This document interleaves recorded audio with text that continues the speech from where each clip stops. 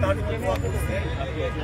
আমরা এখন আল্লাহর কাছে দোয়া করি আল্লাহ যেন তাকে পরিপূর্ণ সুস্থ করে নেন এবং আগে যেইভাবে তিনি দেশের খেদমত করেছেন আমাদের মাঝে আবারও তাকে আল্লাহ ফিরিয়ে দেন, যেন তিনি আবারও আকস্মিকভাবে দেশের খেদমত আঞ্জাম দিতে পারেন এবং তার পরিবার পরিজনকে আল্লাহ রব্বুল আলামিন ধৈর্য ধারণ করার তৌফিক দান করেন। এই দোয়া আমি সবার কাছে চাইব তার জন্য এবং এই কথাই বলবো যেন তাকে আল্লাহ জলদি তার সুস্থতা দান করেন এবং পরিপূর্ণ সুস্থ করে আমাদের মাঝে আবারও তাকে ফিরিয়ে দেন। এই দোয়া আল্লাহর কাছে আমরা করতেছি। আর আমি দেশবাসীকে বলবো যে আসুন আমরা সম্মিলিতভাবে সবাই ঐক্যবদ্ধভাবে এই দেশকে করার চেষ্টা করি। এই দেশে সবাই আমরা থাকবো, কেউ আমাদের শত্রু নই, আমরা কেউ কারো শত্রু নেই, আমরা সবাই সবার বন্ধু। আপুষে মিলেমিশে সমস্ত আদর্শ, সমস্ত নীতি, সমস্ত ধর্মের লোকগুলি একত্রিত হয়ে আমরা যদি দেশকে সাজাতে চেষ্টা করি, একটা সুন্দর দেশ উপহার দেওয়ার চেষ্টা করি, তাহলে আমি বিশ্বাস করি ইনশাআল্লাহ অবশ্যই আমরা সমস্ত রাজনৈতিক দলগুলি আদর্শ এবং নীতি ভিন্ন হওয়া সত্ত্বেও যদি আমরা একত্রিত হয়ে দেশকে উন্নয়নের চেষ্টা করি তাহলে অবশ্যই ইনশাআল্লাহ আমরা দেশকে উন্নয়ন করতে পারবো। আল্লাহ আমাকে এবং আমাদের সবাইকে এই দেশের কল্যাণের জন্য, দেশের ভালোর জন্য সবাইকে একত্রিত হয়ে কাজ করার তৌফিক দান করেন। এবং আমি অনুরোধ করব আমাদের বেগম খালেদা জিয়ার জন্য আমরা আল্লাহর কাছে দোয়া করব। আমি একটু দোয়া করি, আল্লাহুম্মা আমিন। আল্লাহ বেগম খালেদা জিয়া পরিপূর্ণ সেবায় কামিল আজরে নসিব করেন, আল্লাহ দান করেন এবং আল্লাহ সুস্থ দান করে আমাদের মাঝে আবারও ফিরিয়ে দেন, যেন তিনি দেশে খেদমত করতে পারেন। রব্বির হামহুমা কামা রাব্বায়ানি সগীরা ওয়া সাল্লাল্লাহু তাআলা আলা খায়রি খালকি মুহাম্মাদিন ওয়া আলিহি ওয়া আসহাবিহি ওয়া আজওয়াজিহি ওয়া আতবাইহি আজমাইন ওয়ারহামনা মাআহুম বিরহমাতিকা ইয়া আরহামার রাহিমিন। আসসালামু আলাইকুম।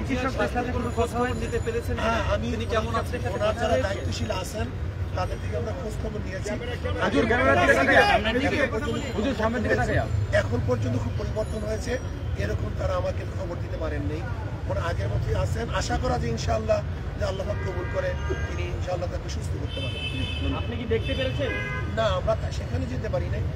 যারা দায়িত্বশীল আছেন, যারা তার ট্রিটমেন্টের দায়িত্ব নিয়েছেন এবং আশেপাশে আছেন, আর আমি বেশি উপরই নেই, এর জন্য তাকে সরাসরি দেখার চেয়ে তার জন্য বেশি দোয়া কামনা করারই আমি এই যুক্তিযুক্ত মনে করছি। আমরা সবাইকে ধন্যবাদ। ধীরে ধীরে মাইক্রোফোন আস্তে আস্তে পরে না যান।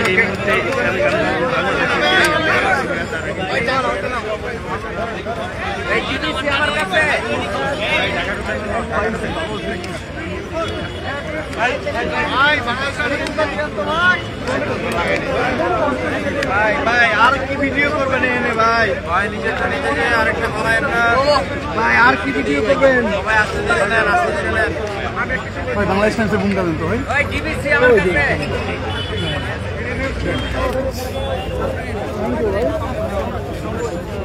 চেক করতে হবে। রাস্তায় একটু এইভাবে নেন।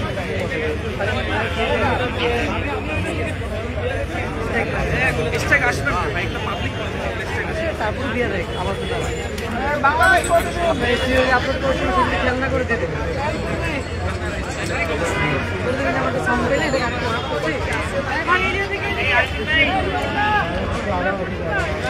দর্শক, আপনারা যেখান থেকে দেশ রূপান্তরের সঙ্গে যুক্ত রয়েছেন সবাইকে স্বাগত। আমরা আপনাদেরকে সরাসরি এবার কেয়ার হাসপাতালের সামনের থেকে যুক্ত হয়ে দেখানোর চেষ্টা করছি। আপনারা জানেন যে দীর্ঘদিন পর্যন্ত খালেদা জিয়া এবার কেয়ার হাসপাতালে চিকিৎসাধীন অবস্থায় রয়েছে।